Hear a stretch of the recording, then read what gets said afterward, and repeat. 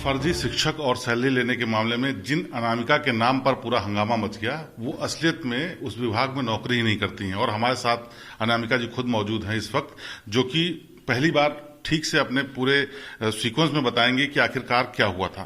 अनामिका जी, ये बताइए, जो ये पूरा मसला हुआ उसमें आपको क्या लगता है क्या हुआ? सर, मेरे अभिलेखों का दुरुपयोग किया गया है। अच्छा, कैसे आपको पता लगा?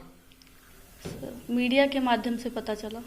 नहीं, जब अनामिका नाम आया कि अनामिका नाम की टीचर कई सालों से फर्जी तनख्वाह निकाल रही, नौकरी कर रही, तो आपको पहली बार शक कैसे हुआ? न्यूज सुन रहे थे, लग रहा था कि कहीं मेरे बारे में तो नहीं बात हो रही है, लेकिन कंफर्म नहीं थे। तो कंफर्मेशन ये कैसे हुआ आपको? सर, न्यूज़पेपर में देखा, अब याद नहीं है कि दैनिक जागरण में देखा या अमर उजाला में देखा। जहाँ से मैंने बीएड किया है वहाँ की फोटो उस पर चस्पा थी, उससे मुझे पता चला कि ये मेरे बारे में ही बात की जा रही है। फिर मैंने अपने हस्बैंड से इस बात से कंसल्ट किया। फिर हम लोगों ने सोचा अब आगे क्या कार्रवाई की जाए। तुरंत अपने जो है सारे प्रपत्रों के साथ में और बीएसए ऑफिस में जाकर के हम पहुँचे और वहाँ पे हम सर से मिले। सर को बताया कि हमारा पक्ष क्या है, अपना पक्ष रखा। तो क्या बीएसए की तरफ से क्या कहा गया? उन्होंने यही कहा कि आप बिल्कुल निश्चिंत रहिए, आप सामने आ गई हैं और इसमें जिसने भी ये किया है उसके ऊपर कार्रवाई की जाएगी, उसे पकड़ा जाएगा। आप एक एफआईआर दर्ज करवा दीजिए, उसके बाद में उसकी एक कॉपी हमें दे दीजिए। तो ये जो प्रपत्र, आपके जो डॉक्यूमेंट्स इस्तेमाल हुए, क्या लगता है कि क्या किस लिए आपने डॉक्यूमेंट दिए थे, कब दिए थे और क्या हुआ था? सर, ये जुलाई 2017 में वांट निकला था कस्तूरबा गांधी आवासीय विद्यालय में। तो नौकरी की आवश्यकता थी, तो इसलिए मैंने फॉर्म भरा, कई जगह से भरा कि पता नहीं यहाँ से ना आए वहाँ से आ जाए, वहाँ से ना आए वहाँ से आ जाए। तो 5 जगह से मैंने फॉर्म भरा, मिर्जापुर, सुल्तानपुर, जौनपुर, बस्ती और लखनऊ। तो सब जगह से काउंसलिंग लेटर भी आया मेरे लिए। बट ये हुआ कि उस समय प्रेगनेंसी थी और मेरा फर्स्ट बेबी ड्यू डेट से 1 मंथ पहले ही हो गया सीजर से। तो इस केस में ज्वाइन कर ही नहीं सकते थे, तो मैंने ये विचार त्याग दिया कि मुझे अब करना है। यानी उसके बाद कहीं से डॉक्यूमेंट गायब हुए? क्या कोई अंदाजा लग पाया इन 5 जिलों में से कहां से गायब हो सकते हैं? क्योंकि डॉक्यूमेंट्स आपने देखे होंगे, थोड़ा सा कोई अंदाजा लगा हो? सर, ये तो हम अपने तंत्र पे भरोसा करके दिए थे कि मेरे अभिलेखों को संभाल के रखा जाएगा। अब ये तो उनकी जिम्मेदारी है, वो जाने कहाँ से गायब हुआ, कैसे गायब हुआ। यूपी एसटीएफ इसमें जांच कर रही है। बहुत से ऐसे मामले आए हैं कि लोगों के कागजातों का इस्तेमाल किया, असली कागजातों का, और लोग नौकरी कर रहे हैं। क्या लगता है कि आपको बड़ा नेटवर्क कोई काम कर रहा है इसमें? हो सकता है। और शिक्षा विभाग के अधिकारी भी शामिल होंगे, वरना उनकी इच्छा के बगैर ऐसा नहीं हो सकता। हो सकता है। अच्छा, आप पुलिस में कंप्लेंट भी कर रही थी, आपने ऑनलाइन पोर्टल पे डाला भी, तो क्या हुआ? कंप्लेंट हुई, एफआईआर हुई कोई? जी, एफआईआर हुआ और हमारे निवास स्थान पे यशो साहब थे। कोई पुलिस अधिकारी गए थे? हाँ, कोई पुलिस अधिकारी थे, 4-5 लोग थे, तो वो लोग तहकीकात करने के लिए आए थे।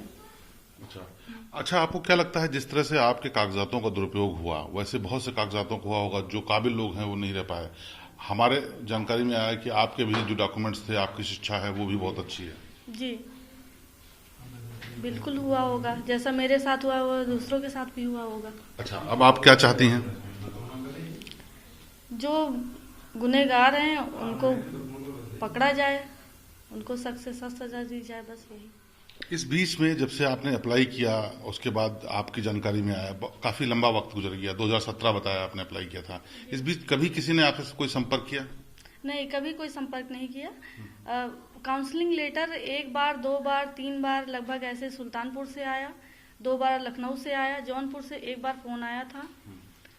लेकिन जब जरूरत नहीं थी तो इतना ध्यान ही नहीं गया, छोड़ दिया ऐसे ही। तो आपने जो नौकरी अप्लाई की थी वो किस सब्जेक्ट के लिए और किस क्लास के लिए थी? विज्ञान के लिए, पूर्णकालिक शिक्षिका विज्ञान। उसके बाद आपने फिर कोई और अप्लाई किया, कहीं और नौकरी फिर की नहीं है? सर, उसके बाद बच्चा मेरा छोटा था, मैं उसकी देखभाल में अपनी पारिवारिक जिम्मेदारियों में व्यस्त थी। उसके बाद में सेकंड प्रेगनेंसी हो गई, बेटा हो गया। तो फिर उसके बाद मैंने ये सोचा कि अब जब बच्चे बड़े हो जाते हैं उसके बाद ही हम कहीं अप्लाई करेंगे।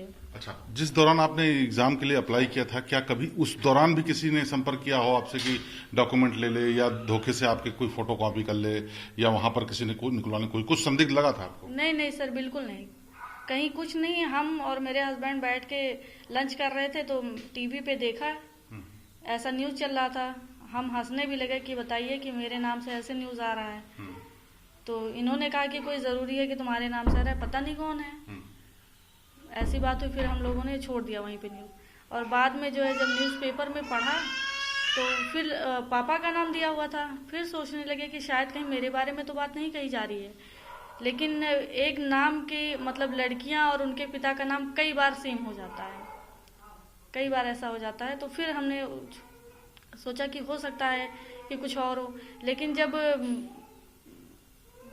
किस डेट में आया था, डेट नहीं याद है सर, वो अमर उजाला में या दैनिक जागरण में मैंने जब पढ़ा पूरा रोल नंबर के साथ में दिया हुआ था, तब फिर हम अपने हस्बैंड से बोले कि ये मेरे बारे में ही कहा जा रहा है। यानी गड़बड़ी इसमें ये हुई कि आपके कागजातों को लिया गया, फोटो किसी और की चिपकाई गई, कोई और अनामिका बन करके आपकी जगह नौकरी करने लगा और वो सैलरी ले रहा था। जी बिल्कुल बिल्कुल यही चीज हुई है। तो ये बड़ी हैरान करने वाली बात है कि शिक्षा विभाग में इस तरह का खेल चल रहा था लगातार। ये भला हो कि अनामिका हिम्मत करके सामने आई और उन्होंने बताई ये बात कि उनके कागजों का इस्तेमाल हो रहा था, जिससे ये भी साफ हुआ कि इनकी गलती नहीं बल्कि किसी ऐसे नेटवर्क की गलती है जिसमें तमाम लोग शामिल हैं।